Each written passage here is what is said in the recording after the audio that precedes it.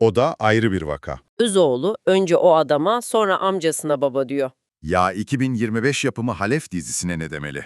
Ya sorma, o inanılmazdı. Sadece sözünden dönüldü diye bir kadının elleri kolları bağlanıyor, kafası örtülüp karşı aşiretin oğlunun evine atılıyor.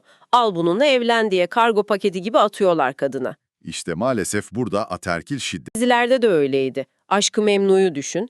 Behlül gidip göz göre göre amcasının karısına yürümedi mi? Yürüdü hem de bütün ülke nefesini tutup izledi. Kimse aile yapımız bozuluyor demedi o zaman. Yaprak dökümü var bir de.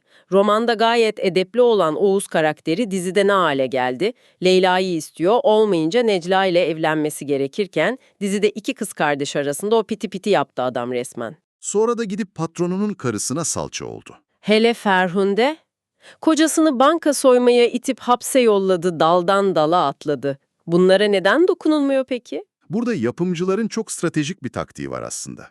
Bazı diziler bile isteye beni kaşı diyerek Rütük radarına girmek istiyor. Bu sansür tartışması onlara bedava ve devasa bir PR sağlıyor. Anladım. Geçti. Seküler bir kadın karakter, muhafazakar misafirlerini ağırlıyor ve onlara spesyal olarak domuz eti kızartması sunuyor.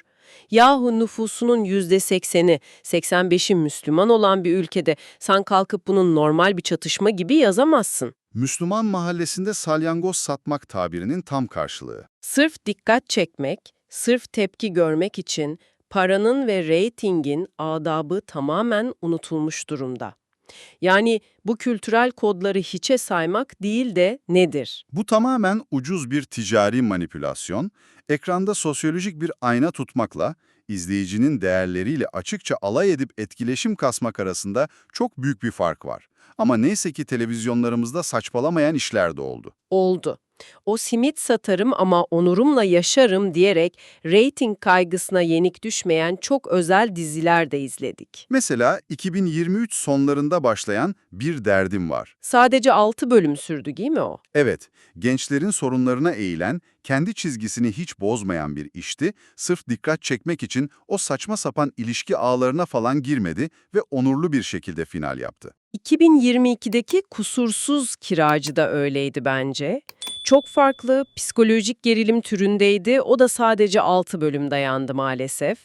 Ana hikayesini reyting uğruna satmadı. Çizgilerini bozmayıp onuruyla veda ettiler. Çok doğru.